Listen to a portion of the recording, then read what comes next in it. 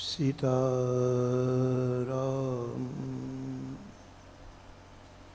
पदाम्बुजो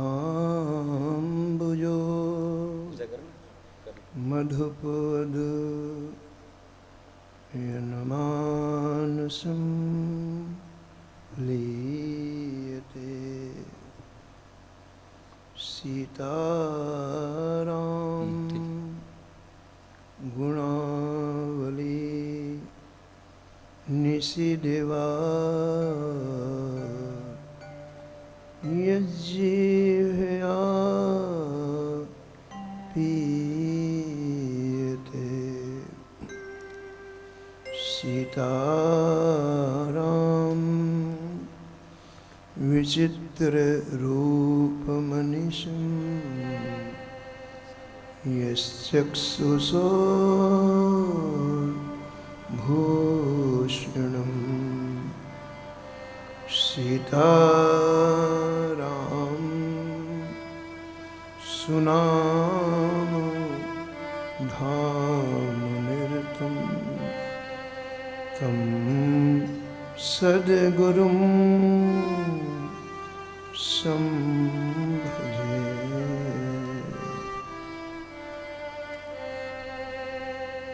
राधे राधे गोविंद गोविंद राधे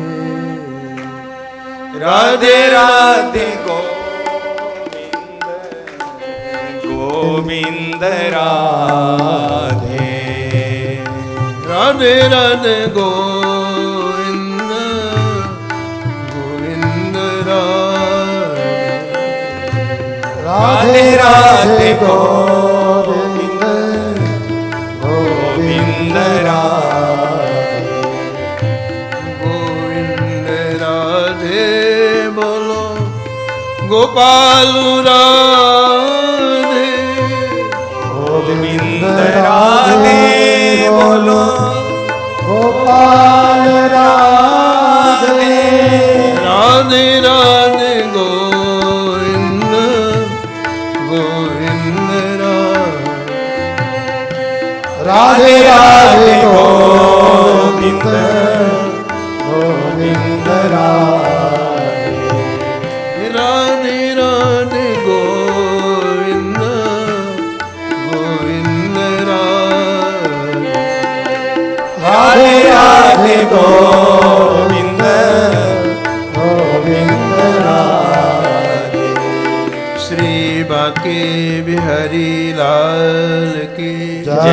श्री जानकी वल्लभ लाल की जय हो। श्री मंगल मूर्ति हनुमान जी महाराज की जय हो। सुपरिकर श्री भक्तमाल जी की जय हो। श्री स्वामी अग्रदास जी महाराज की जय हो। श्री नाभाजी महाराज की जय हो। श्री प्रियादास जी महाराज की जय हो। सब संत भगवान की जय हो। श्री वृंदावन धाम की जय। श्री बांके बिहारी लाल की जय। श्री राधा वल्लभ लाल की जय।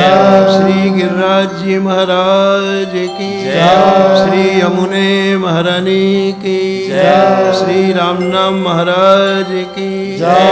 परम पूजनंत श्री श्री स्वामी जी सरकार की जय। जय जय श्री राधे।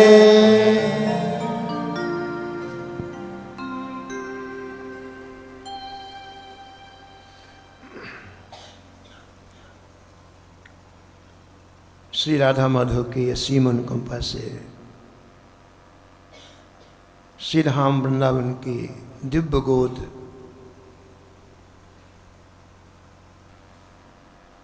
श्री ठाकुर जी की सन्निधि में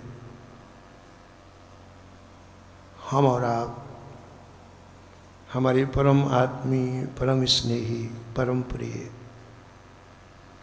पूज्य श्री चित्तरंजन दास जी महाराज जी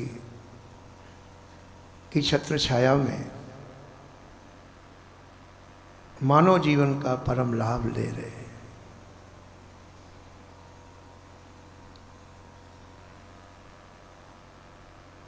महापुरुषों के हृदय में एक ही पीड़ा है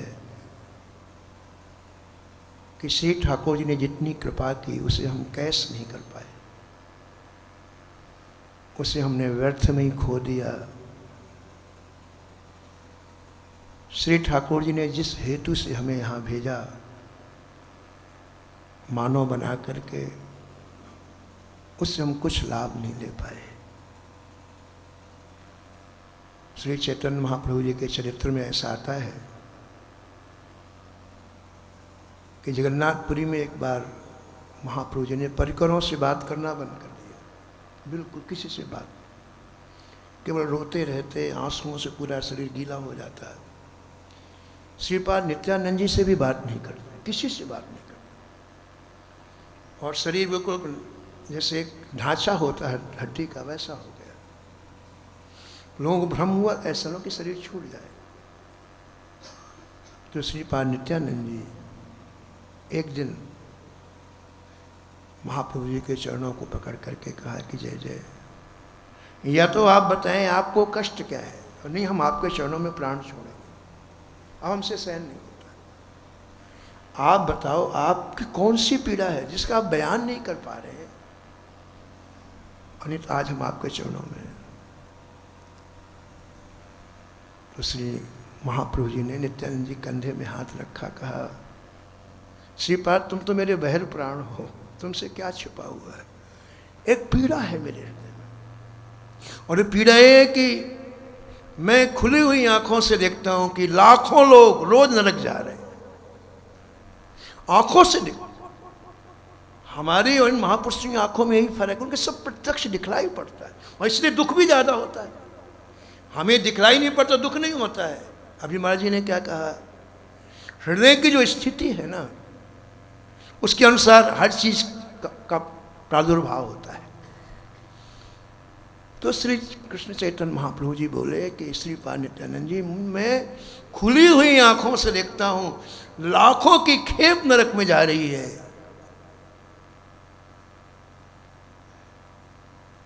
लेकिन हरि नाम कोई नहीं ले रहा। हरि नाम मुख में यदि जीव में एक बार चल जाए तो हमारे सीधे भगवान के धाम में जाए। नरक में पड़ा हुआ प्राणी यदि एक बार श्री कृष्ण श्री राम कह दे, सीधे धाम में जाएगा। ऐसी अद्भुत महिमा हरि नाम की, लेकिन क्या विडंबना है, कुछ लेना नहीं, कुछ देना, केवल जीव से हरि नाम लेना है और आपको ठाकुर के धाम में जाना है, वो हम नहीं कर पा रहे। महापुरुष कहते हैं मेरी पीड़ा है, ये मेरा दर्द है। साक्षात हरिनाम जहां विराजमान हो और वहां नरक की यात्राएं हो,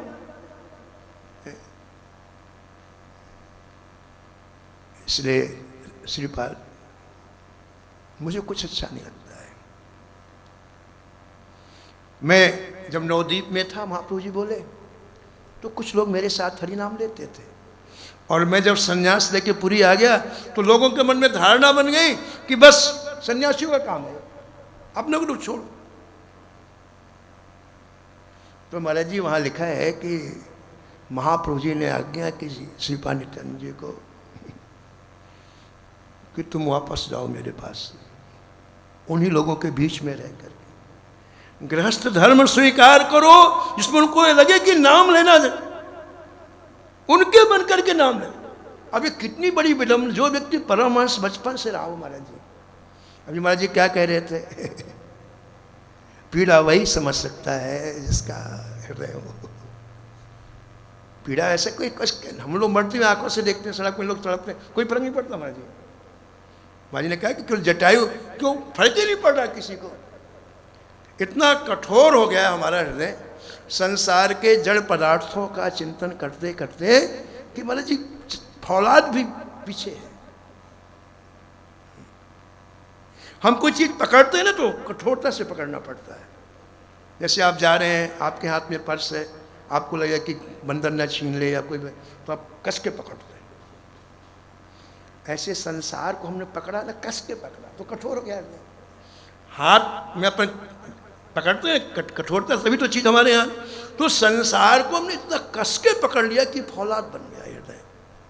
हमें पर पीड़ा का अनुभव नहीं होता, पर कष्ट का नहीं होता है, पर दुख का नहीं होता। तुम जाओ नित्यानंद, उनके बीच में रह करके और इन पावन नामों का उच्चारण कर पाओ, जिससे नरक की यात्रा बंद हो जाए, लोग भगवत धाम जाए।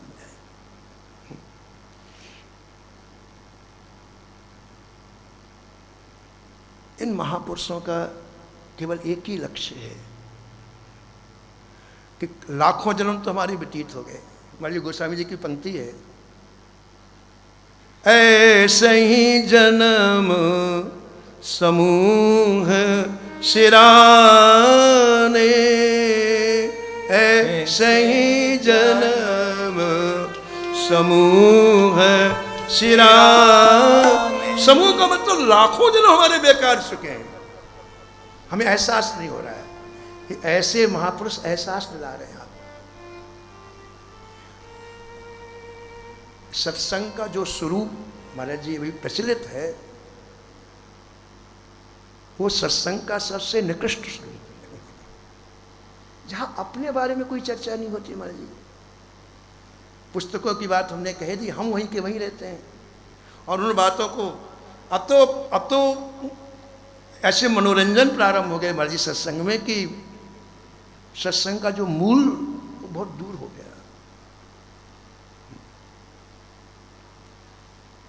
तो सत्संग के माध्यम से हमें पता चलता है कि हमारे लाखों जन्म व्यर्थ में चले गए। समूह का मतलब लाखों जन्म, हमें भ्रम हो गया। और भ्रम क्या हुआ? प्राणनाथ जिनको मानना चाहिए उनको ना मान करके हमने दूसरे को प्राणनाथ बना लिया। ये हृदय का प्रेम जिसे देना चाहिए उसे ना दे के हमने सड़क में फेंक दिया। ये भ्रम हो गया हमसे। एक संत सुना रहे थे कि बच्चे आपस में बैठे थे, बच्चे तो बच्चे होते हैं, तो इधर की बात है, अपने पूर्व की बात, सरयू और गंगा जी का जहाँ मिलन होता है, तो उधर बाढ़ वगैरह ज़्यादा आती है महाराज जी, तो लोग दिन में रोटी नहीं बनाते हैं, सत्तुआ खाते हैं। तो बच्चे बैठ के बात कर रहे हैं, बोले भूख लगी, एक काम करते हैं, अपन मन ही मन सतुआ बनाते हैं और मन ही मन खाते हैं। कुछ था तो नहीं, बच्चे तो बच्चे, मन ही मन सतुआ बनाते हैं और मन ही मन खाते हैं। तो दूसरा बच्चा बोला, जब ये मन ही मन सतुआ खाना है, सतुआ को लड्डू बनाए। जब मन तो लड्डू बना के लड्डू खाए, जब मन ही मन खाना है तो सतुआ क्यों, लड्डू खाए। ऐसे हृदय का प्यार ही देना है तो इनको दो ना, देना तो है ही ना प्यार। ये संसार के जड़ पदार्थों में, हाड़ मांस के शरीर में क्यों दे रहे हो प्यार अपना? इनको दो। जब देना ही है तो इनको प्यार दो, इनको प्रेम दो। हमने प्राणनाथ का चुनाव गलत कर लिया और इसीलिए ये भवट अभी छूट नहीं रही। महाराज जी, महाराज जी ने मूल चीज पकड़ी। ये सब बाह्य चीजें हैं, ये लेना, ये देना, ये बनाना। मैंने भी कहा ना, स्तर बहुत हम लोगों का नीचे हो गया, बहुत नीचे हो गया महाराज, बहुत नीचे हो गया। इसलिए मूल चीज गायब हो गई। आप जो सत्संग कर रहे हैं ना महाराज जी, ये स्तर सत्संग का रह ही नहीं गया। सत्संग वो एक मनोरंजन समझते हैं हमारे, जो आने वाले और करने वाले भी मनोरंजन समझते। दिक्कत तो है ना, तो कुछ प्राप्त नहीं होता वहां पर, कुछ भी नहीं प्राप्त होता है, बल्कि समय व्यर्थ जाता है। प्राणनाथ हमने जिनको माना है वो हमारी गलती, उसको हमें सुधारना है। कौन है प्राणनाथ? प्राणनाथ रघुनाथ से प्रभु तज, प्राणनाथ रघुनाथ से प्रभु तजी, सेवत चरण बिराने, सेवत चरण विराने। ऐसे ही जन्म समूह सिराने, ऐसे ही जन्म समूह सिराने।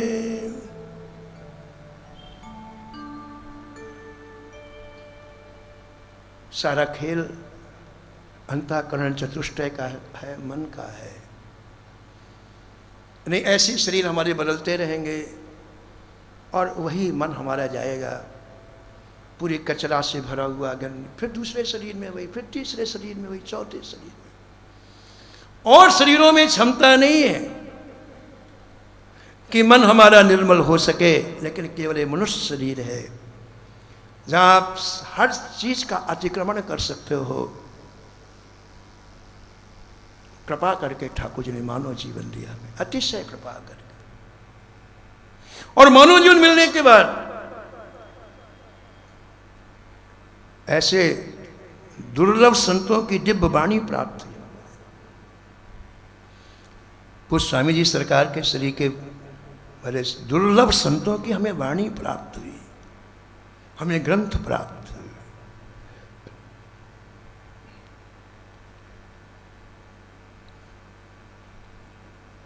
तो उसका तो यही लाभ होना चाहिए कि हमें अपने स्वरूप की प्राप्ति हो जाए। महाराज जी भी स्वरूप की बात कर रहे थे, और स्वरूप प्राप्त होते ही जैसे दीपक जलाने में समय नहीं लगता, महाराज जी ने बोला वही बात है, एक क्षण नहीं लगता। हमारी कोई लिस्ट बना के कुछ नहीं छोड़ना है। स्वरूप प्राप्त होते अब सारा मामला एकदम से जैसे कमल खिल जाता से खिल जाएंगे आप। पूज महाराज जी मथुरा दास जी महाराज सुनाते थे महाराज जी कि श्री वामन भगवान राजा बलि के यज्ञ में जाने के लिए तैयार हुए, तो नर्मदा जी को उस पार यज्ञ हो रहा था। अब वामन तो वामन ही, छोटे वामन, नर्मदा जी से पार होना तो नर्मदा जी में प्रवेश किया। अब जैसे धारा आई तो पीछे आ गए। अब छोटे से वामन मतलब छोटे से, फिर याद आया नहीं अपनों को यज्ञ में जाना, तो फिर चले, और फिर जहाँ धारा का वेग आए तो फिर पीछे हो जाए। ऐसे करीब 10 बार वामन भगवान नर्मदा जी में गए। तो एक कोई ब्राह्मण जो था स्नान कर रहा था, उसके मन में आया कि इस ब्रह्मचारी को कोई तकलीफ है। जाके पूछो तकलीफ उसको क्या है। जाता है फिर लौट आता है, जाता है फिर लौट आता है। तो आगे, हाँ ब्रह्मचारी जी क्या बात है, आप जाते हो लौटो तो क्या बात है। तो ठाकुर जी ने कहा पंडित जी हमको राजा बलि के यज्ञ में जाना है सम्मिलित होने के लिए, हमको तैरना नहीं आता। अब देखो माँ जी, आदमी का स्वार्थ कितना तरोताजा रहता है। हर परिस्थिति में वो देखता है कि मेरा काम क्या है, मेरा काम कैसे बनेगा। आज महाराज जी ने जो बात उठाई ना, स्वार्थ की बात, ऐसे वो ब्लड में मिली हुई हो, बड़ा मुश्किल है। तो जब उन्होंने कहा कि हमको राजा बलि के यज्ञ में जाना है, तो तुरंत पंडित जी के मन में आया कि बलि तो बहुत बड़ा आदमी है, अब एक तेजस्वी और मचाई दिखाई पड़ते, दक्षिणा मोटी मिलेगी, यदि मैं सम्मिलित हो जाऊं इसमें तो काम बन जाएगा। बोले हाँ मैं आपको नर्मदा जी से पार उतार सकता हूं। ठाकुर जी भैया तो उतार दो। बोले ऐसे नहीं, पहले तो कुछ बातचीत हो जाए। ठाकुर जी ने कहा भैया क्या बातचीत करनी है। बोले बातचीत ये है कि मैं आपको तो पार उतार दूंगा, और आपको पार उतारूंगा, आपका चरण भी गीला नहीं होगा। मुझे ऐसा तैरना आता है, मैं लेट के नहीं सीधा तैरूंगा, आपको कंधे में बैठा लूंगा। लेकिन ठाकुर जी कहा लेकिन क्या, जितनी दक्षिणा मिले उतनी आधी मेरी आधी आप। ठाकुर ने कहा ठीक है। ठाकुर जी तो पार जा रहा था। ठाकुर ने कहा ठीक है। महाराज जी ठाकुर जी कंधे में बैठ गए, छोटे तो थे, बैठ गए, ऐसे पैर कर लिए, और उसको ऐसा अभ्यास था तैरने का। लोग खड़े खड़े थे, लोग तो पानी में सो जाते हैं महाराज, तैरते सो जाते हैं, पता नहीं कितनी तरह की कलाएँ आती हैं तैरने की, सो जाते हैं। तो खड़े खड़े और तैरने जाते, कोई चिंता कि ठाकुर जी आराम से बैठे। लेकिन जब बीच नर्मदा आई ना तो प्रवाह और तेज होता है, बीच में तेज प्रवाह होता है। तो ठाकुर जी के छोटे छोटे पैर पहले नीचे थे, जब नर्मदा जी के जल की थोड़ी सी लहर चरण स्पर्श, ठाकुर जी ने कहा नहीं पेमेंट तो देना, अपना पैर क्यों गीला हो। तो ठाकुर ने सीधे पैर कर लिए, स्ट्रेट कर लिए। अभी ऐसे थे ना, अब कान के पास से यूँ कर लिए। अब ठाकुर जी छोटे छोटे पैर यहाँ आ गए आँख के पास। तो उसने क्या देखा, बड़े सुंदर ठाकुर जी के चरण, गुलाबी रंग, और हमारी उसमें छोटी छोटी रेखाएं बनी। अंकुश अंबर कुलिस कमल जो, भुजा धेनु पद, शंख चक्र स्वास्तिक जम्बू फल, कलश सुधा। बड़ी छोटी छोटी प्यारी प्यारी रेखाएं। पंडित जी ने विचार किया, ओहो हो, हमने पढ़ा है भागवत जी में कि श्री ठाकुर जी के चरण में ऐसी रेखाएं होती हैं, तो ये ठाकुर जी तो नहीं। अब देखिए महाराज जी, हम जो माजे कह रहे ना कि कितनी जल्दी दीपक को दीपक और काम हुआ। अब देखिए उसके जैसे मन में आए कि ये तो चरण रेखाएं ठाकुर जी के चरण में होती हैं, निश्चित तो ये ठाकुर जी हैं। ओहो, उसने सोचा घाटे का सौदा हो गया, ठाकुर जी मिले और अपन कहाँ उलझे हुए। उसने तैरना बंद कर दिया। ठाकुर चरण देखे ना तो उसको लगा कि तो बड़ा जोरदार मौका हाथ लगा, तैरना बंद किया तो डूबने लग गए। ठाकुर जी क्या करता है? बोले महाराज जी हम डूबेंगे। बोले क्यों डूबोगे? बोले एग्रीमेंट बदल लो। अरे एक बार एग्रीमेंट होता है, बार बार थोड़ी होता है। बोले नहीं वाले, अब आप एग्रीमेंट बदल लो तब मैं आगे तैरूंगा। ठाकुर जी बोले कि बोल भाई क्या बोलता है? बोले जय जय, अब मुझे आधी दक्षिणा नहीं चाहिए, मैं आपको नर्मदा जी से पार उतार देता हूँ, आप मुझे भवसागर से पार उतार। एक क्षण में काम हुआ ना। और महाराज जी इतना ही नहीं, जैसे ठाकुर जी ने वो उतारा उस नर्मदा जी के किनारे, अब देखिए मैं स्वरूप का बोध हो गया ना। अब उसे इतनी व्याकुलता हो रही है कि मेरा एक सेकंड क्यों जा रहा बिना भजन के। ये बात अंदर से निकलेगी, ये बाहर समझाने से नहीं आएगी, ये बोर्ड लगाने से नहीं होगी, न छोड़ने पकड़, ये अंदर से उद्भूत होना चाहिए। जगत गुरु स्वामी श्री रामकृष्ण दास जी महाराज साक्षात्कार प्राप्त संत अयोध्या जी के थे महाराज जी। उनके पास संतों का समूह गया और प्रश्न किया कि महाराज भजन कैसे हो? उन्हें एक उत्तर दिया, जिससे तुम्हारी अंदर की स्वीकृति हो जाएगी भजन होने वाला। इसके पहले भजन होने वाला नहीं है, इसके पहले तो टाइम पास है। जब अंदर की, अब देखिए उसको अंदर से जब स्वीकृत हुई ये भगवान है, और भगवान होते स्वरूप का बोध हो गया। गोस्वामी लिखा भाई, मम दर्शन फल परम अनुपा, जीव पाव निज सहज स्वरूपा। जैसे प्रतीत हो जाए ना, स्वामी जी विराजे, प्रतीत हो जाए स्वामी जी के रूप में साक्षात कृष्ण आए, काम हो गया, तत्क्षण काम होता है। उसमें घंटे महीने कुछ नहीं लगता महाराज जी, तत्क्षण काम होता है। स्वरूप का बोध होते ही वो ठाकुर जी को उतार के भागा। ठाकुर जी ने कहा भैया हमारी बात तो सुन लो, तुम्हारी दक्षिणा आदि उसको लेके जा। बोले मिल गई पूरी बात, अब नहीं चाहिए, अब तो मैं केवल आपका भजन करूंगा, बाकी कुछ नहीं करूंगा। उमा राम सुभाव जही जान, उमा राम सुभाव जही जान, ताही भजन तजी भावना आना, ताही भजन तजी भावना आना, भावना आना। ये चीज मानव जीवन में प्राप्त करना है। इसी के लिए ये सत्संग इन महापुरुषों के द्वारा हमें वहां तक पहुंचाने के लिए किया जाता है। समय बहुत कम है, कुछ ठिकाना नहीं।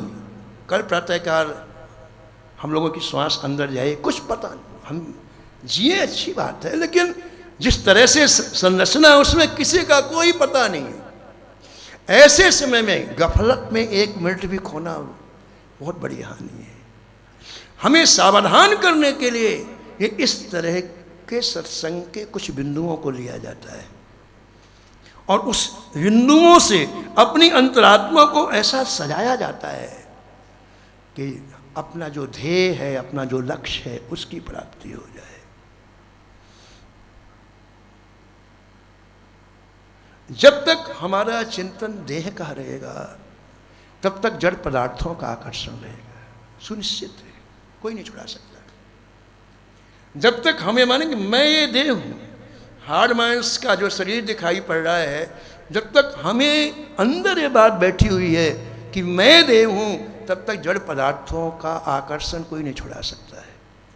और जिस दिन जिस क्षण महापुरुषों के अनुग्रह से, संत सद्गुरुदेव के अनुग्रह से आपको पता चल जाएगा कि मैं ये देह नहीं हूँ, ये माया के द्वारा रचित देह है।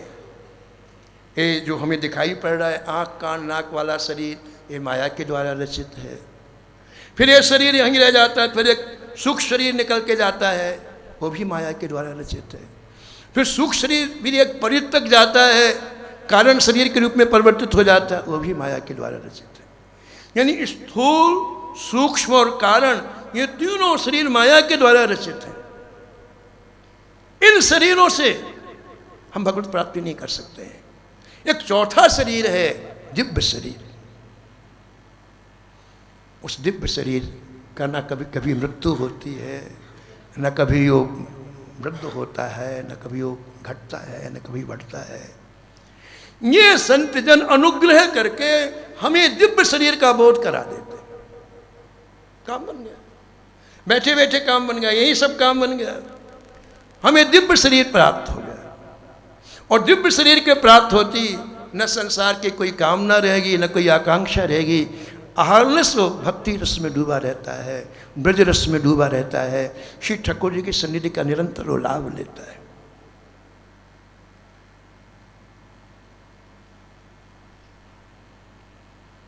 ऐसा सत्संग दुर्लभ, सत्संगति दुर्लभ संसारा, निमिष दंड पल एक बार।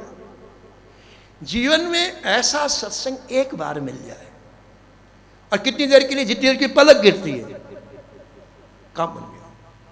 हिट होना चाहिए ना बाजी, जहां चीज वहां हिट नहीं होगी तो कैसे का। अब सांप तो घुसा है बिल में, डंडे मार रहे ऊपर, उसको क्या फर्क पड़ना है, सांप तो घुसा हुआ है। ऐसे जिस मन में अनंतों, जिस चित्त में अनंतों जन्मों का कचरा है, उसको जब हम निकालेंगे नहीं तो कैसे काम चलेगा। वहां हमारा प्रवेश नहीं है, इन महापुरुषों का प्रवेश। बड़ी अच्छी बात माजी वक्तमाल में आई, बड़ी प्यारी बात आई। नहीं कोई नहीं, ठीक है, बड़ी ठीक माजी। अच्छा कि श्री खेमाल रत्न राठौर जी संतों की सेवा करते थे, राजा थे, लेकिन वो संतों की सेवा करते थे।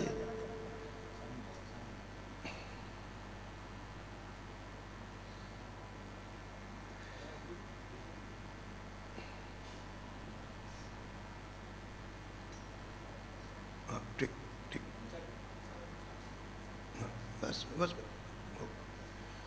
संतों की सेवा करते थे, तो भाव देख करके संत रुक जाते हैं। तो कभी 20 संत रुक जाएं, कभी 25 संत रुक जाएं। इस तरह से सेवा करते। उनमें एक ऐसे संत आ गए, उनमें से एक ऐसे संत आ गए जो अत्यंत डूबे हुए थे। तो जब खेमाल रत्न जी जब सब लोग विश्राम करें तो उन संत के चरणों में जाकर के सत्संग करते, तो मुझे इतना आनंद आता खेमाल रत्न जी को, पूछो मत, बहुत आनंद आता है। तो खेमाल रत्न जी उनके चरणों को पकड़ के कहा, महाराज अब आप कहीं मत जाएं, मेरे समीप में ही रहे।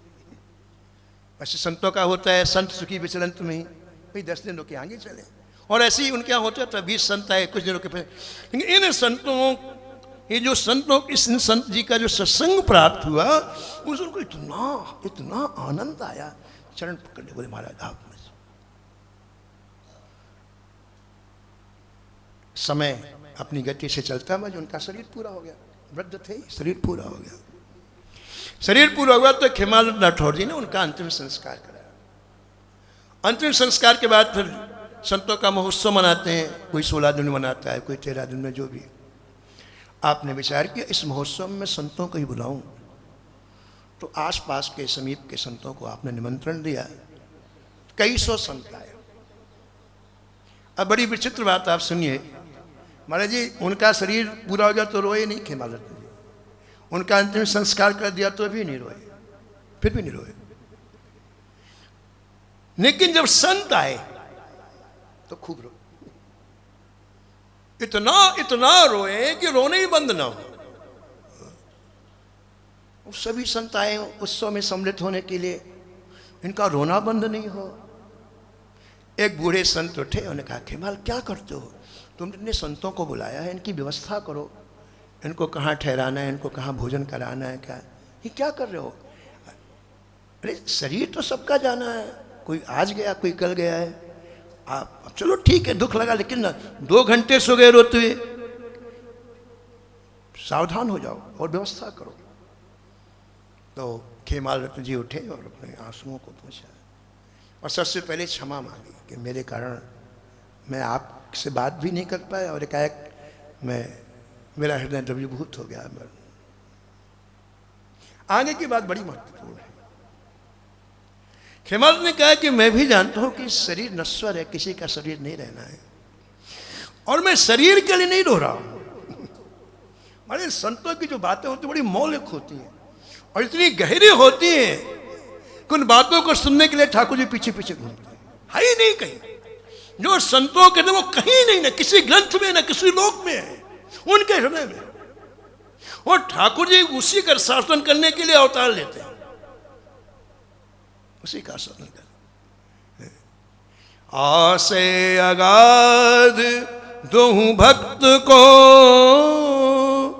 हरितोषण अतिशय कियो। इनके हृदय के भाव श्री ठाकुर जी को परम संतुष्ट प्रदान कर देते हैं। श्री नामा जी ने पूरी भक्तमाल लिख दी, कभी कुछ नहीं मांगा ठाकुर। अभी महाराज जी कह रहे थे मांगना नहीं है, अपने देना है। पूरी भक्तमाल लिख दी, कुछ नहीं मांगा, लेकिन महाराज जी कायक उनके मन में भाव आया और उन्होंने श्री ठाकुर जी से निवेदन किया कि जय जय, जब तक मैं भक्तमाल में प्रवेश नहीं किया था मुझे नहीं पता था इतना सुख है ना महाराज जी। हम लोग भजन नहीं कहते तो क्या पता कि लोग कहते हैं कि भजन करने से क्या फायदा, उससे पूछो तेरे जन्म लेने से क्या फायदा, पूछना चाहिए ना। वो कहते हैं भजन करने से क्या फायदा। भाई जी से किसी ने पूछा ना कि संसार के विषयों में जितनी मिठास है भजन में उतनी मिठास है क्या, किसी ने जिज्ञासा की। भाई जी ने क्या कहा, भाई जी ने कहा भाई करोगे तो पता चलेगा, बात करने से पता चलेगा ना। आप भजन करके देखो, अगर आपको कुछ फायदा न मिले फिर मेरे पास आना। हिमालय की तरफ जाओगे तो ठंडी पता चलेगी, ठंडी है, अब बैठे बैठे थोड़ी पता चलेगा। बढ़ो तो हिमालय की तरफ, ठंडक अपने आप, भजन करोगे अपने आप पता चलेगा भजन में कितना सुख है। महाराज जी बहुत पहले की बात है, बहुत पहले की, हमने राम नाम बैंक शुरुआत की थी, तो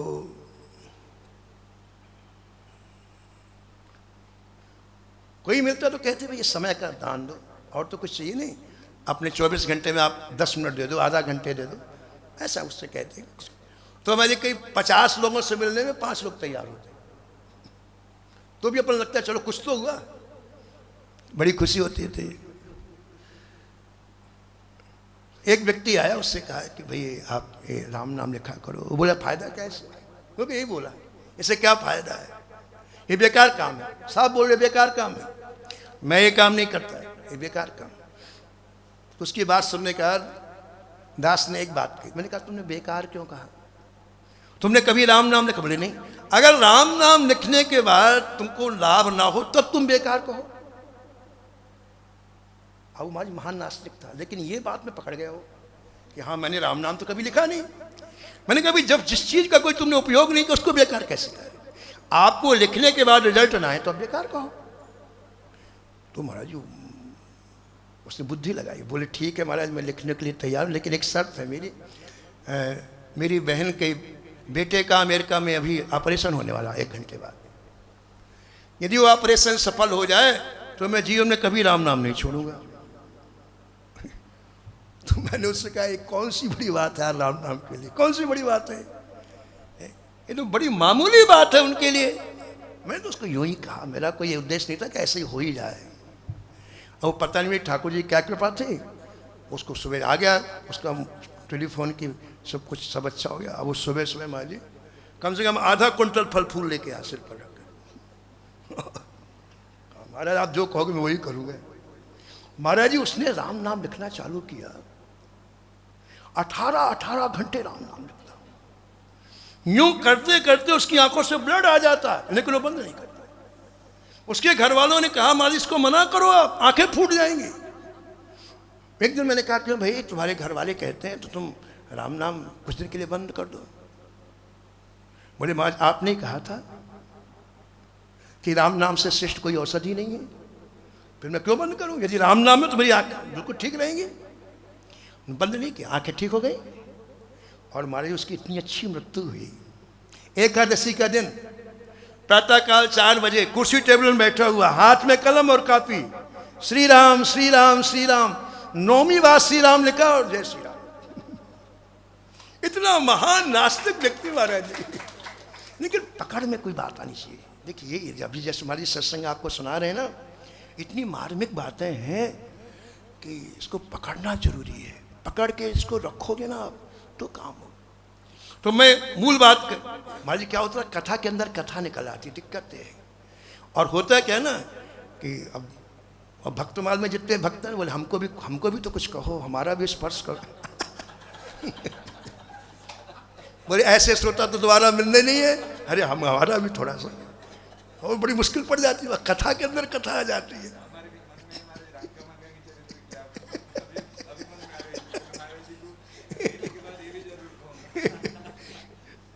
तो मैं खेमाल रत्न की बात कह रहा था महाराज जी कि खेमाल रत्न राठौर ने कहा कि मैं शरीर के लिए नहीं रो रहा हूं, मुझे पता किस लिए। आगे की बात बड़ी महत्वपूर्ण ये बात चली थी जो बोले बड़ी बड़ी हृदय को छूने वाली बात बोले थे। मैं इसलिए रो रहा था कि ये संत की पहुंच मेरे मन के अंदर तक थी। इन संत की पहुंच मेरे मन के अंदर तक थी, ध्यान दो। इन संत की पहुंच मेरे मन के अंदर तक थी। मेरे मन में कोई विकार आए, ये तुरंत के खेमाल सावधान भजन कर।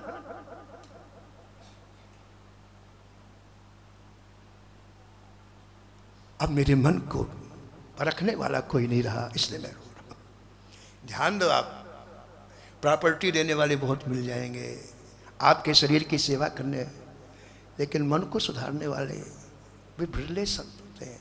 जिनका प्रवेश होगा वही तो मन को सुधारेंगे। कैसे सुधारेंगे महाराज? हम जहां भी जाते हैं बाहर ही उलझ जाते हैं। पूज्य हरि बाबा जी महाराज जी सेवा कुंज में एक कथा सुनने जाए, उनको कथा सुनने का बड़ा शौक था हरि बाबा जी को। तो किसी की भी कथा हो तो सुनने जाते थे। तो कोई एक वहाँ श्याम सुंदर करके कोई थे शास्त्री जी, कथा सुन।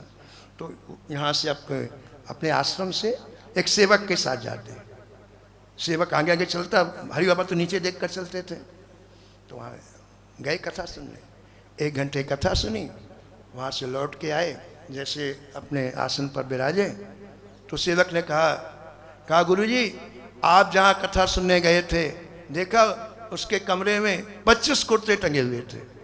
किसी में सोने का बटन था, किसी में चांदी का था, किसी में। तो आप उसकी कथा सुनने गए थे? तो बोले तू कुर्ता गिनने गया था कथा सुनने गया? कुर्ते कि सोने देखी कथा सुनने गए। यानी हमारी वृत्ति यहीं उलझ जाती, अंदर जा ही नहीं पाते हम।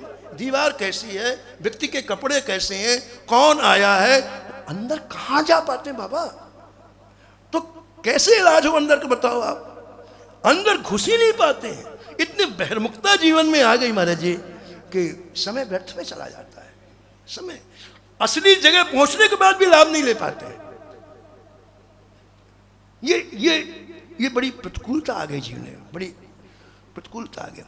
तो मन में पहुंचने वाले ये संत हैं, और इनका जब सत्संग हम लोग करेंगे तभी मानव जीवन का परम फल हमें प्राप्त होगा। और मानव जीवन का एक ही परम फल है कि बस आज हमें बोध हो जाए, अभी, कल नहीं। जो लोग ये सोचते हैं ना कि हम कल सुखी होंगे, कभी नहीं होंगे। जो लोग ये सोचते हैं हम ऐसा कर लेंगे तो सुखी होंगे, सभी सोचते हैं कभी सुखी नहीं हो, कभी। आज सुखी हो आप अभी, बिल्कुल बिल्कुल जो जहां हम लोग अब भी सुखी हो, कभी सुखी नहीं हो गया। क्यों नहीं हो गए? क्योंकि किसी वस्तु व्यक्ति पदार्थ में सुख देने की क्षमता ही नहीं है। सुख आपके अंतःकरण में है, यह है सुख। उस सुख का बोध तुम्हें होना चाहिए, बस खत्म बात हो गई। आनंद और सुख अंतःकरण में, उसका बोध होना चाहिए महाराज जी। अब भी सुखी हो गए आप, अब भी। गोस्वामी जी महाराज जी कहते हैं कि एक नाम में इतनी क्षमता है कि करोड़ों जन्म के पाप तत्क्षण जल के भस्मीभूत हो जाते हैं।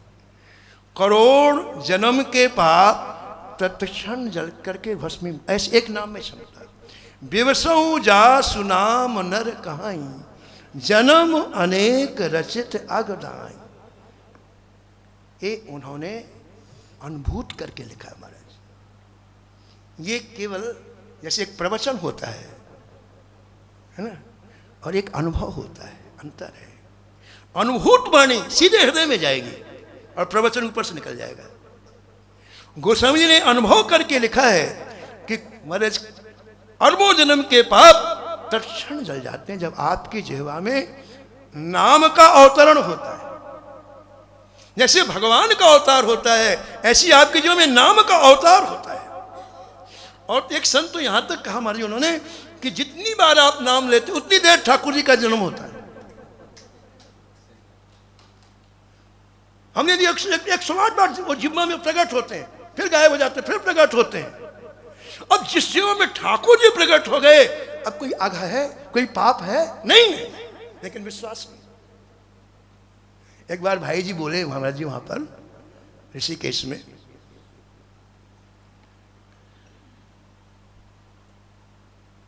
आप लोग गंगा स्नान करते हैं, गंगा जी का दर्शन करते, आप निष्पाप हैं, आप में कोई पाप नहीं है,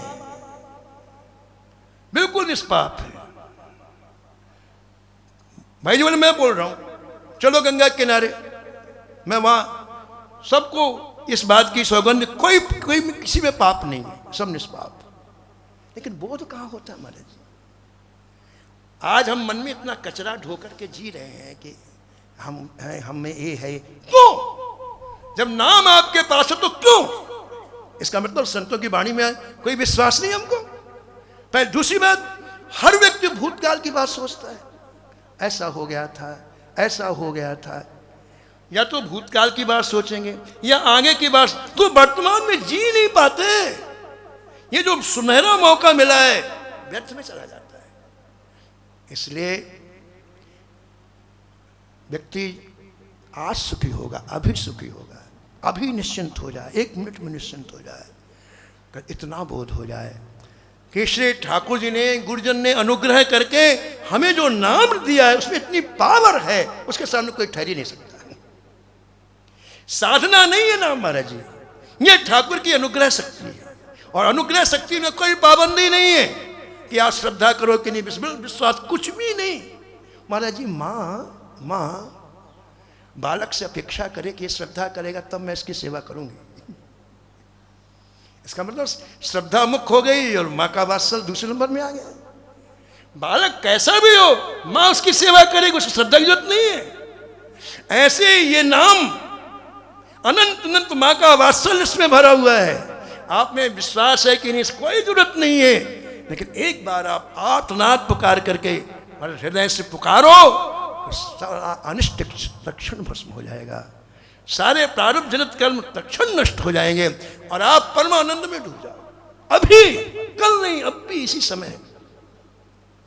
तो ये जो रसायन है ये सत्संग के द्वारा प्राप्त होता है, महापुरुषों के द्वारा प्राप्त होता है।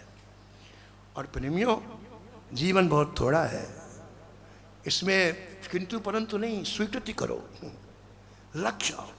इन महापुरुषों ने जो कहा बिल्कुल वैसा ही है, और परमानंद में डूब जाओ। तो पूज महाराज जी की आज्ञा है। और मुझे समय का पता नहीं बाजी, मुझे घड़ी भी नहीं दिखाई पड़ रही। अब हम लोग तो ऐसे ही हमारे किसी काम के तो है नहीं, तो ठाकुर जी ने यहाँ ला के पटक दिया। काम के लोगों को ठाकुर जी बाहर भेजते हैं, कोई किसी विषय लगाते हैं, बिना काम बोले तुम पढ़े रहो, बिगड़ जाओगे, बाहर जाओगे, यहीं पढ़े रहो। तो काम दाम तो है नहीं। अब महापुरुषों ने कान पकड़ के ड्यूटी और लगा दी महाराज जी, तो सुबह शाम ड्यूटी हो जाती है, बस यही काम है। तो दूसरी बात क्या, देखो हमारे पूज्य महाराज जी श्री चित्तरंजन दास जी महाराज जी, इनका भक्तों से इतना प्रेम है, इतना प्रेम है। अब वो स्टेज में बात कहने की नहीं है, लेकिन आप घर के हैं इसलिए मैं कह देता हूँ। हमारे यहाँ जब श्री ठाकुर जी नवीन दिव्य मंदिर में प्रवेश किए तो उत्सव मनाया गया, संयोग से कुंभ था यहाँ पर, कुंभ भी लगा था और उसी समय उत्सव हुआ, तो खूब अनुग्रह संतों ने किया, खूब। तो महाराज जी अभी हमारी चर्चा कर रहे थे ना, हम लोगों के मन में था कि हम लोग संतों का विशाल उत्सव मनाए, एक दो बार पहले मना चुके थे, लेकिन इतनी थकान आ गई, इतनी थकान आ गई कि वो मन में आ गया कि अब हाथ जोड़ेंगे, नहीं हो पाएगा, ये मन में आ गया, नहीं करना है, क्योंकि कल झड़ा भंडारा उसकी व्यवस्था करनी है और बहुत ज़्यादा थकान आ गई। महाराज जी को संतों ने कहा जाओ शरणागत आश्रम, या अपने आश्रम में, या तो विश्राम की मुद्रा में तक, या तो पता नहीं है। और महाराज जी ठीक 4 बजे आए आश्रम, कल कार्यक्रम है, और 4 बजे आए, और उस समय बड़ी व्यस्त संत आते हैं, उनका सम्मान करना, उनको भेजना, ये करना, तो बड़ा पजल रहता है कि भाई किसी का अपमान ना हो जाए। तो महाराज जी ने 2 बार बुलाया, मैंने कहा जो संदेश वहाँ का, मैंने कहा मैं आता हूँ 5 मिनट में। तीसरी बार फिर बुलवाया तो मैंने कहा कोई ज़रूरी काम है, तो मैं स्टेज से उतर के महाराज जी के आया, प्रणाम किया। मैंने कहा कोई कल कार्यक्रम होने वाला है, मैंने कहा महाराज जी होने वाला था, अब होगा नहीं, क्यों? बोले महाराज जी, मैंने कहा महाराज जी इतना हम लोग थक चुके हैं कि लगता है व्यवस्था नहीं हो। महाराज जी बोले ये जिम्मेदारी आप मुझे दे दो, बिल्कुल छूट। तो मुझे लगा कि महाराज जी इसीलिए कह रहे हैं कि हम कर लेंगे, कि लगता है महाराज जी को पता नहीं कि इतना कम समय है और कैसे कर लेंगे। मैंने कहा भाई हमारे पास कोई समय आदमी भी नहीं ऐसे उपलब्ध है जो सहायता कर पाए। बोले आपको केवल हाँ करना है, बाकी मेरे को करना है, आपको केवल, मतलब देखो मत, मैं बता रहा हूँ लगाव एक होता है। और महाराज जी ठीक 4 बजे के बाद क्या कहते हैं उसको, देश दुनिया एक कर दिया महाराज जी। रात्रि में दुकानें खुलाई गई, सामान लाया गया, प्रेस में बैठ करके उनकी नेम प्लेट बनी, क्या क्या कहें महाराज। पूरी रात महाराज जी के 50 सेवक, 50 इनके प्रिय, ये पूरी रात लगे रहे, पूरी रात। और सुबह 9 बजे तो पंगत लग गई महाराज, खिल गया पूरा आश्रम। ऐसा लगे महाराज कि साकेत धाम नीचे आ गया, कि गोलोक आ गया, इतना। और इतनी व्यवस्थित पत्तलों, ऐसा नहीं कि कुछ नहीं, इतना व्यवस्थित, हर पत्तल हर संत की, कौन सी चीज कहाँ रहेगी, फल वहां रहेगा तो फल वहीं रहेगा, आगे नहीं रहेगा, क्रम था। और जो छोटे दोने में चीज रहेगी वो बड़े दोने में नहीं रहेगी। इतना ढंग से कार्यक्रम महाराज हुआ कि पूछो मत। मैंने कहा वाह वाह महाराज जी, कथा तो हम करते हैं, आनंद आप लेते हो। इतनी प्रियता, कहने का प्रियता, एक अंदर की बात होती है ना, प्रियता। इतना रस में, इतना आनंद आया उस कार्यक्रम में, पूछो बहुत आनंद आया। तो महाराज जी स्वयं भक्तमाल का आस्वादन करते हैं, भक्तमाल की कथा करते हैं, लेकिन बड़ों का स्वभाव होता है संतत दासन देहु बढ़ाई। तो महाराज जी की आज्ञा है।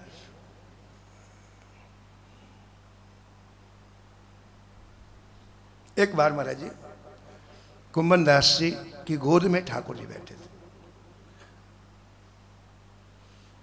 इतने में राजा मान सिंह आ गए। ठाकुर जी तुरंत अंतर ध्यान। राजा मान सिंह ने प्रणाम किया और कहा मैंने मंदिर में आपका संगीत सुना, मैं आपकी सेवा करने के लिए आया हूं, आप मुझे बताइए मैं क्या सेवा करूं। अब कुंभन दास जी को इसलिए छूटे कि इसके आने समय ठाकुर जी चले गए। अभी अभी गोद में बात हो रही थी, ये आए तो बहुत छोटे छोटे, कहाँ से आ गई आप, कहाँ से आ गए। कुंभन ने कहा हमें कुछ नहीं चाहिए। बोले नहीं महाराज, मैं पूरे गांव का पट्टा लिख देता हूँ, आप कहो तो मैं पूरी वस्तुओं का हमेशा के लिए बंधानी कर देता हूँ। अपनी बात सब करता रहा। लेकिन एक चीज को स्वीकार नहीं किया। जब बार बार कहा कि मेरे लिए सेवा बताओ, तो कुंभन दास ने कहा यही सेवा, अब दोबारा तुम्हें आना नहीं।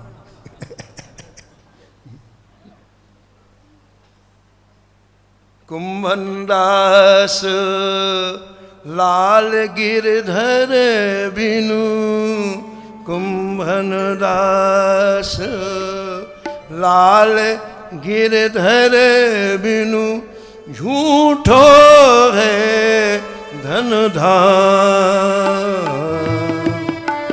झूठो है धन धाम। कहा सीख ऋषि काम संतन को, कहा सीख ऋषि काम। मान सिंह चला गया तो ठाकुर जी आए, गोद में बैठ गए। बोले कुंभन दास जी, मैंने तो प्रेरणा देकर उसको बुलवाया था, क्यों नहीं उससे लिया तुमने? कुंभन दास जी की स्थिति पता है आपको महाराज जी? 17 लोग थे कुंभन दास जी के घर में, केवल एक खेत था। अतिशय गरीबी, अतिशय, लेकिन मस्ती एक क्लास, मस्ती एक क्लास की महाराज। कभी स्पर्श नहीं किया किसी अभाव ने, किसी शोक ने। तो ठाकुर जी बोले कि कुंभन दास, हमने तो भेजा था उसको प्रेरणा, तुमने क्यों नहीं ले लिया? तो कुंभन दास जी मुस्कुराए और कहा जय जय, सही बताना आप, यदि मैं उससे कुछ ले लेता तो ऐसे आके आप गोद में बैठते। यदि मैं उससे, ठाकुर जी ने कहा इसलिए वो इसलिए तो नहीं ले। चाहे न चाहिए कबहू कछु, कबहू ऐसा नहीं कि कभी नहीं, चाहिए ही नहीं, चाहने की बीमारी ही नहीं। चाहे न चाहिए कबहू कछु, तुम सन सहज सने, बसहु निरंतर तासुरो, बसहु निरंतर तासुरो, सोराउर निज गे, सोराउर निज गे। श्री राघवाका जी के जीवन का प्रारंभिक संकल्प, हमें ठाकुर के सिवा कुछ नहीं चाहिए। सारा खेल संकल्प का है। जैसे राका थे ऐसे उनकी पत्नी बांका, दोनों का लक्ष्य भजन। ध्यान रखना, गृहस्थ जीवन का मतलब केवल भोगों को भोगना नहीं है। अकेले बाबा जी भजन करते हैं, यहां 2 भजन करते हैं। ध्यान दो, श्री एकनाथ जी महाराज भजन करते, उनके साथ में उनकी पत्नी भजन करती। यहां लक्ष्य की तरफ तत्पर हैं आप। ऐसे ऐसे एक चरित्र है, देखो आप राका बाका का चरित्र क्या है, एक गृहस्थ का चरित्र। उस गृहस्थ में कैसा भजन किया इन्होंने, इनके सामने ठाकुर भी फेल हो गए। दोनों भजन करते, लेकिन एक साथ दोनों के रहने का लक्ष्य क्या था? एक दूसरे के भजन को देखते, कहीं भजन तो नहीं छोड़ा।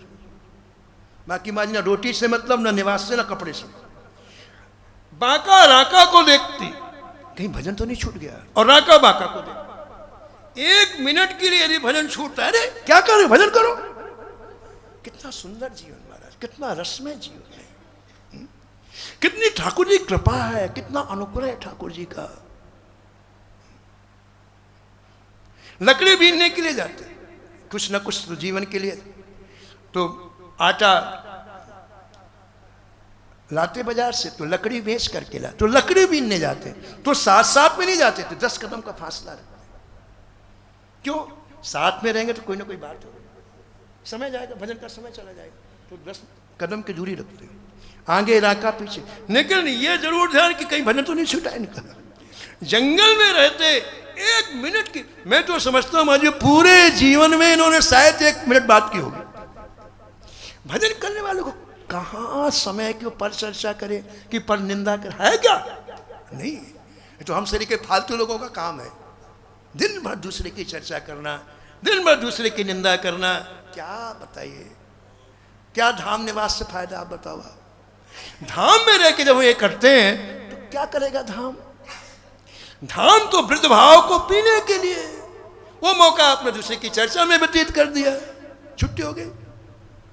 तो राका बाका ने पूरे जीवन में कभी 1 मिनट भी बात नहीं की, दोनों रस में डूबे रहते। लकड़ी बेचते, उससे महाराज 2 पैसा मिलता, सूखी लकड़ी बेचने में 2 पैसा। महाराज जी 2 पैसे में 1 पैसे में संत सेवा कर लेते। अभी महाराज जी ने क्या कहा, ये सारी चीज हृदय के ऊपर निर्भर है। हृदय की बात, अगर हृदय में आपका सेवा का भाव है, ना आपको उपकरण चाहिए, ना आपको धन चाहिए, ना आपको कुछ भी नहीं चाहिए, आपके पास जो है उससे सेवा। आप बताओ सबरी के पास क्या था? उसने जंगल में रह के संतों की सेवा, क्या था बताओ आप? कुछ भी नहीं था। महाराज जी पूज्य श्री करह वाले महाराज जी श्री रामदास जी रामायण के बहुत अच्छे ज्ञाता। पूज्य हरि बाबा जी उनसे रामायण सुनते थे। महाराज जी इतने मार्मिक प्रसंगों कहते हो। तो कह रहे थे कि जंगल में सबरी के पास वस्त्र नहीं थे और सबरी ने विचार किया कि अगर मैं वृक्ष के पत्ते तोड़ती हूँ तो उनको कष्ट होगा, अब मुझे क्या करना चाहिए? तो महाराज जी का भाव, महाराज जी ने कहा कि सबरी ने रात्रि में अपने बाल काटे, जो लंबे लंबे बाल थे, स्त्री के लंबे बाल, उनको काटे, उसकी आड़बंद बना ली, उसी को पिन बना। आप देखो इन लोगों ने कैसे सेवा किया है। और सेवा का समय रात्रि में 12 से 3, दिन में तो निकल नहीं सकती थी। और संत सेवा करनी है तो जब सब सो जाए रात्रि में तो 12 से 3 सबरी सेवा करती। इस सेवा को देख करके अयोध्या नाथ का हृदय हिल गया। अयोध्या नाथ ने विचार किया, श्री राम ने विचार किया कि सबरी मेरे पास नहीं आएगी, मैं सबरी के पास जाऊंगा। और वहां से अयोध्या से चल करके श्री ठाकुर जी जब उस वन में आए तो महाराज जी हजारों ऋषि उस वन में भजन कर रहे थे, तब तपस्या कर रहे। उन्होंने सोचा हमारे यहाँ ही राम जी आए, हमारे यहाँ आए। सब माला लेके खड़े हो गए, स्वस्ति वाचन करने लग गए। राम जी जिनके लिए आते हैं वहीं जाते हैं। राम जी तो वैसे ब्राह्मणों का सम्मान करते थे, लेकिन अभी तो राम जी किसी प्रेमी के यहाँ जा रहे हैं, इसलिए राम जी उनकी तरफ आंख उठा के भी नहीं देखा। उनकी माला हाथ में रह गई और सीधे सबरी के यहाँ पहुंच गए ठाकुर। सेवा उपकरणों से नहीं होती, सेवा एक हृदय का भाव है। तो 2 पैसे मिलते, उनमें से 1 पैसे में संत सेवा, 1 पैसे में आटा खरीदते, 4 टिक्कड़ बन जाते। उस पुराने जमाने में सस्ता था, भोग लगाते, 2 टिक्कड़ राका खाते, 2 बाका खाते। बाबा संतोष होना तो कुछ नहीं चाहिए, और संतोष ना होना तो पूरा ब्रह्मांड मिलने के बाद भी आप रोगे। गज धन गोधन बाज धन और रतन सब खान, जब आवे संतोष धन, जब आवे संतोष धन, सब धन धूर समा, सब धन धूर समा।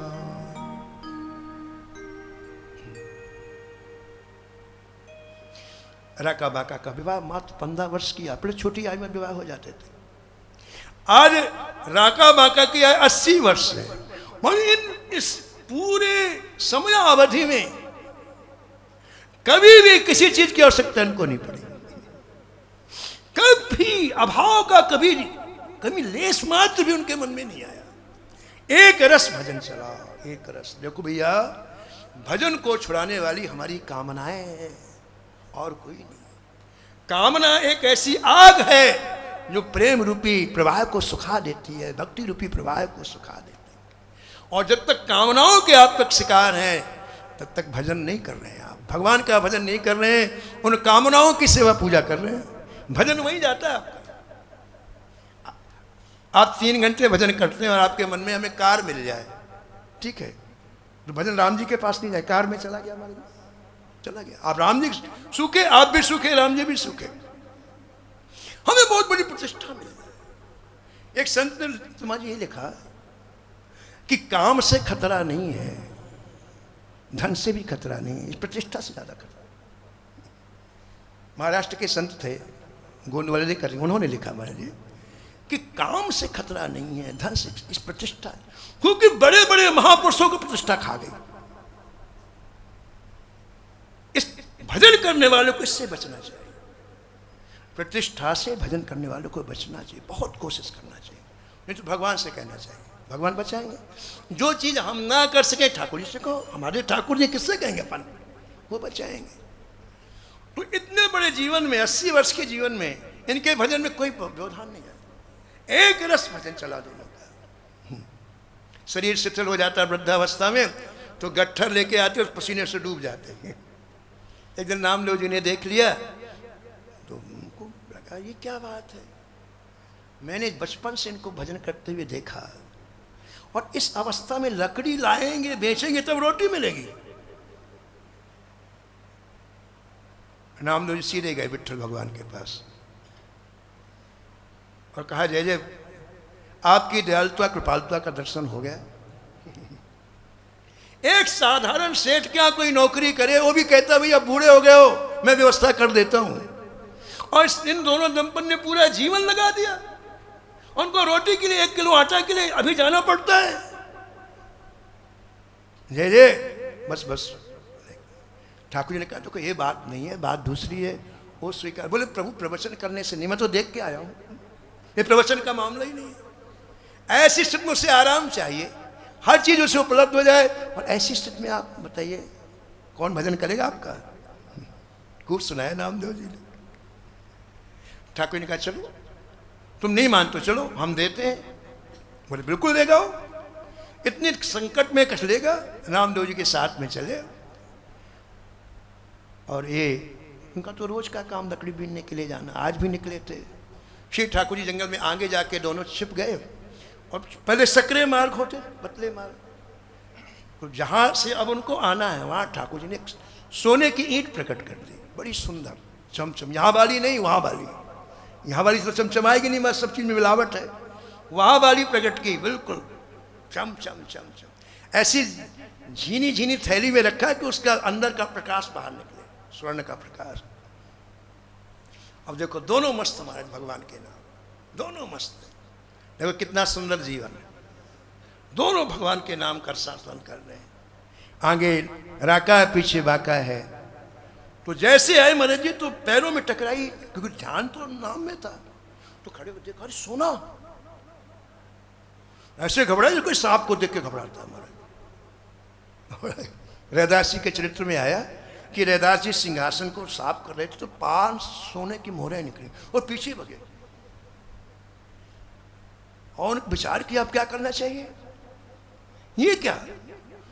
तो लोगों के पास सांप पकड़ने वाले चिमटे होते हैं तो पड़ोस में चिमटा लाया इतना बड़ा, हाथ से नहीं पकड़ा, उस चिमटे से मोहरों को पकड़ा और गंगा जी में फेंकने गए। चिमटे से छूना जाए महाराज। हमारे अपने अपने वृंदावन में बहुत सांप निकलते, जमुना किनारे जो कुटिया में, सबके पास चिमटे हैं बड़े बड़े। मैंने 2-4 संतों क्या देख, बड़ा लंबा चिमटा होता है, उससे वो पकड़ लेते, फिर उसको जमुना जी में डाल आते। तो सोने की मोहरों को ना डाल, चलो ठीक है बात करो। दूसरे फिर सोने की मोहरें निकलेंगी सिंहासन के साथ। रैदास जी ने कहा महाराज हमने तो सुना था कि भगवान माया से छुड़ाते तुम तो माया से बांध रहे हो महाराज। यानी इतना भय लगता है इन संतों को, क्यों कि भजन छूट जाएगा, इन्हें भजन का स्वाद मिल गया है। पूज भाई जी कहते हैं, हर व्यक्ति कहता है कि हम आवश्यक काम करना है, भजन आवश्यक नहीं। अगर भजन आवश्यक होता तो पहले वो भजन करता। कोर्ट का काम जरूरी है, दुकान का काम जरूरी है, रिश्तेदारों का काम ये जरूरी है, भजन टाइम मिले तो कर लो, तो कोई जरूरी थोड़ी है। हमें भजन आवश्यक ही नहीं लग रहा है तो उससे क्या लाभ मिलेगा बताओ आप। हम वहां समय देते हैं जो आवश्यक है। सबसे पहले तो भजन आवश्यक लगे, जीवन में भगवान आवश्यक लगे, तब आगे की बात बनेगी। पहला पार्ट तो ये, पहला लेसन है, ये पहली सीढ़ी है कि जीवन में भगवान आवश्यक लगे। मैं हमने एक परिवार देखा इंदौर में, अभी महेश्वरी, आप महेश्वरी थे वो लोग, बड़ा अच्छा संपन्न परिवार। उनका ये सिस्टम था महाराज जी, कोई भी बच्चे की 5 साल की आयु हो तो उसके ठाकुर जी दे दिए जाते, ठाकुर जी दे दिए जाते थे उसको। बोले इनको स्नान कराना है, इनको भोग लगाना है और इनको इनकी आरती करना है, इसके बाद तुम पढ़ो लिखो कुछ भी करो, हमको मतलब नहीं। 5 वर्ष की आयु हुई, उनको ठाकुर जी दे दिए जाते। अब वो बच्चे इतनी आयु में महाराज बढ़ते बढ़ते बिल्कुल सात्विक हो जाते बड़े होने। भगवान आवश्यक लगे आप ऐसा कुछ करो, ऐसा नहीं। आप घर का माहौल ऐसा, वातावरण ऐसा बनाओ। ये अंग्रेजी स्कूलों में बच्चों में पढ़ाने में कोई कयामत नहीं हो जानी है, उनको बाद में आत्महत्या ही करनी पड़ेगी। जब जिनको विल पावर ही नहीं है, क्या उनसे उम्मीद करते हो आप? जो सुख सुविधाएं देकर के आप कृतकृत हो रहे हो, भगवान मालिक है। संस्कार दो जो ऋषियों ने दिए, जो महापुरुषों ने दिए, तब आगे आप देखो वो खुद का कल्याण होगा, लाखों को भगवान के धाम में पहुंचाएंगे। तो संत इसलिए भयभीत होते हैं कि कहीं भजन ना छोड़े, उनको भजन का महत्व पता चल गया।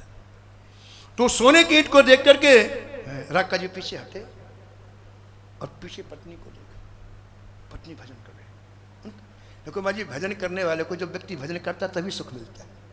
सच्चा गुरु वही है जो अपने शिष्य से भजन कराए, बाकी सब नकली। उनको खुशी होती है कि सही मार्ग में आगे चल रहा है। तो हमारे देखा तो अब उनको ये भय हुआ कि ये सोने की ईंट यदि इसने देख लिया, बाका ने,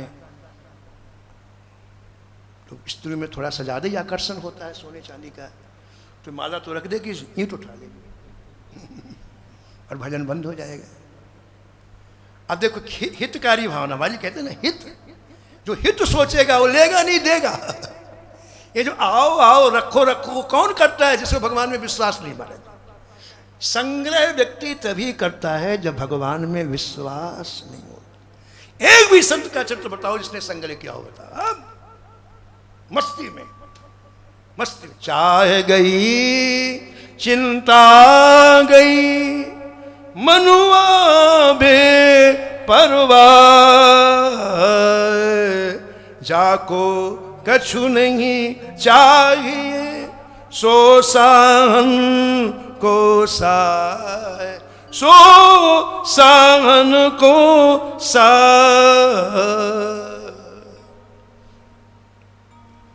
इसका भजन न चला जाए तो आपने अपनी माला बंद, इसकी माला चलती है तो अपनी माला बंद कर दी। माला नीचे पड़ी थी मिट्टी और उठा करके ईंट में मिट्टी डालने लगे। जब चीज दिखाई पड़ती तभी तो आकर्षण होता है ना। हमें जब सामने चीज आएगी नहीं तो विचार नहीं बदलेंगे। तो मिट्टी उठा करके ईंट के ऊपर ढक, दिखाई ना पड़े। अब पीछे वाले का मामला देखो आप, उसने करी माला को छोड़ दी। कितना देखो ध्यान, माला धन ऐसे युगल दंपत्ति, कितना 1 मिनट के लिए माला को मारा, उसने दौड़ लगाई। क्यों नहीं? माला कुछ भजन को छोड़ दिया। हमारी पहले के आदमी झूठ नहीं बोलते, अब के आदमी सत्य नहीं बोलते, थोड़ी फर्क है। अब कोई सत्य नहीं बोलता, पहले कोई झूठ नहीं बोलता था, कोई नहीं बोलता, जो बात कह देते मैं, इसलिए उनका इलाज भी हो जाता। हमसे कोई गलती हमने तो उसका तुरंत इलाज भी हो जाता था। तो क्यों तुमने भजन बंद कर दिया? तो राका ने कहा कि देवी, ये सोने की ईंट यहाँ पड़ी थी तो मेरे मन में आया कि कहीं सोने की ईंट देख करके तुम्हारा भजन न छूट जाए, तो मैं इसके ऊपर मिट्टी डाल रहा था कि इसमें तुम्हारा भजन चलता रहे।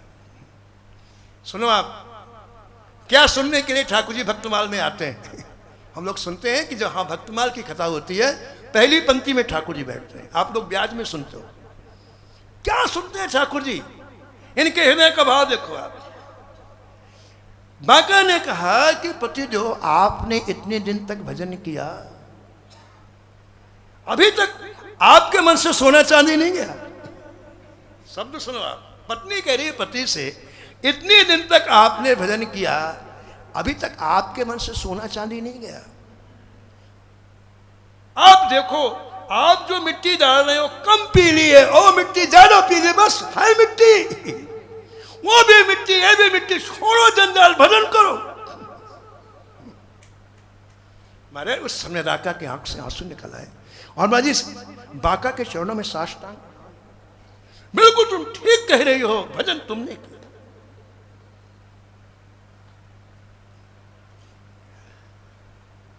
भगवान ने कहा नाम देखा, कान खा रहा था देखा, कहां लिया कहां लिया।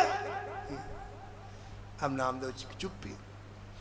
हमारे आज क्या हुआ, बोले एक काम करते हैं, बेचारे को आज बहुत देर हो गई बात करते करते, कब जाएंगे कब भोजन बनाएंगे, अपन लकड़ी इकट्ठी कर दे तो जल्दी लेके चले जाएंगे। ठाकुर जी नाम लो फट फट फट फट 20 गट्ठे बना दिए।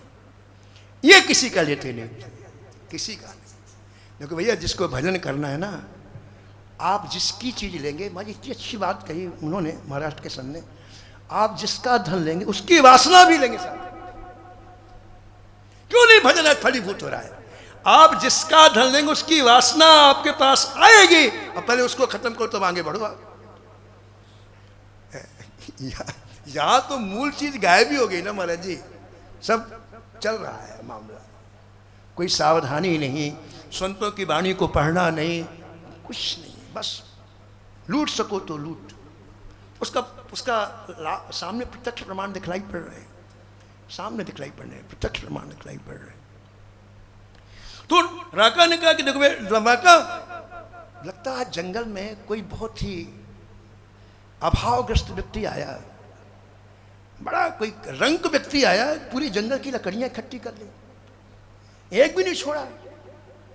ठाकुर जी नाम ले, देखो हमको रंक कह रहा है, हमको गरीब कह रहा है। कोई ऐसा व्यक्ति आया जैसे भिकमंगा कहते, सारी लकड़ी इकट्ठी कर ली, अब चलो अब दूसरे की लकड़ी, चलो ऐसे ही चलो। यहाँ एक पूज महाराज जी कहते थे, मथुरा जी महाराज, कि राका ने बाका से कहा, देख आज सोना देख लिया ना तो उपवास रखना पड़ेगा। ये धन पराओ बिसते बिस भारी, धन पराओ बिसते बिस भारी। विष से भी खतरनाक दूसरे का धन होता है। क्यों? विष तो इसी जन्म में मारेगा, और दूसरे का धन आप जो ले आते हो सैकड़ों जन्म तक मारता है। आज राका बाका की स्थिति देखकर ठाकुर जी रहा नहीं गया, ठाकुर जी घर में पहुंच गए, राका में घर में पहुंच गए, और ठाकुर जी ने आज अनशन कर दिया। बोले राका बाका, आज जब तक तुम हमसे मांगोगे नहीं हम उठेंगे नहीं यहां से, मांगो। देखो ये हालत है। श्री ठाकुर ने हड़ताल कर दी, मांगो नहीं हम उठेंगे, मांगो मांगो मांगो। जैसे भाई प्रेशर होता है ना, वो काम महाराज आज करें, ठाकुर मांगो। महाराज जी कहते थे मथुरा जी महाराज कि महाराज राका को ऐसा लगा जैसे कोई ने बहुत बड़ा पहाड़ सिर में रख दिया, जो कभी मांगता नहीं महाराज उसकी हालत ही होती। उनको ऐसा लगा कि बहुत बड़ा पहाड़ सिर पर, ठाकुर जी अटकी हुए, मांगो मांगो। जब कई बार ठाकुर जी ने कहा राका की बुद्धि काम नहीं कर रही थी, तो बगल में बैठी हुई बाका से कहा, मेरी बुद्धि तो काम करना बंद, तू बता क्या मांगे। मेरी बुद्धि तो काम नहीं, तू बता क्या मांगे। बाका ने कहा, इतना ठाकुर जी कह रहे हैं ना, एक पहनने की धोती अपने लिए मांग लो, एक मेरे लिए मांग लो। बड़ा भक्त वत्सल भगवान की। ये संतों के चित्र अद्भुत होते हैं महाराज, बड़े रसमय होते हैं, और इसी रस को पीने के लिए संत जन आते हैं। आज पूज्य श्री महाराज जी के अनुग्रह से, कृपा से आप लोगों के बीच में सौभाग्य प्राप्त हुआ, कुछ क्षणों तक संतों की चर्चा हुई। महाराज जी की मेरे ऊपर बहुत कृपा है, बहुत अनुग्रह है, ऐसी कृपा बनाए रखें। इन्हीं भावनाओं के साथ मैं वाणी को विराम देता। एक मिनट हरि नाम। श्री राम जय राम जय जय राम, राम जय राम जय जय राम, श्री राम जय राम जय जय राम, श्री राम जय राम जय जय राम, श्री राम जय राम जय जय राम, श्री राम जय राम जय जय राम, श्री राम जय